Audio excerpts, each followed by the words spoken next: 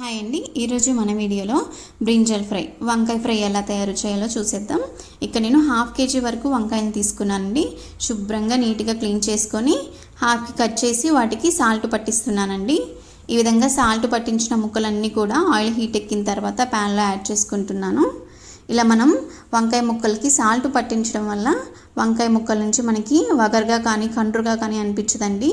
Fry అయిపోయిన తర్వాత taste కూడా మంచిగా అనిపిస్తుంది. సో అందుకే కట్ చేసుకునేటప్పుడే మనం లైట్గా సాల్ట్ పట్టించుకోవాలండి. ఈ వంకాయ ముక్కలు ఈజీగా తొందరగా మగ్గిపోతుంది మనకి.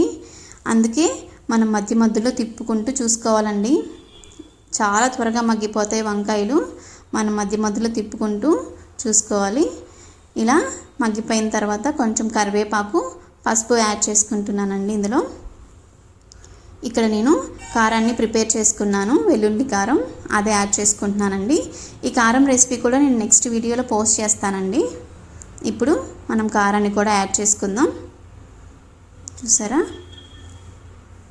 ఇందులో కారమేనండి టేస్ట్ మనకి. ఈ కారాన్ని రెసిపీ కూడా నేను నెక్స్ట్ వీడియోలో పోస్ట్ చేస్తాను. ఇప్పుడు ఈ విధంగా కొంచెమే నేను సాల్ట్ యాడ్ చేస్తున్నానండి. సాల్ట్ ఆల్రెడీ నేను కారంలో యాడ్ చేసుకున్నాను. తర్వాత మనం వంకాయలు కట్ చేసుకున్నప్పుడు కూడా లైట్గా యాడ్ చేశాను కాబట్టి ఎక్కువ సాల్ట్ యాడ్ చేయలేదండి.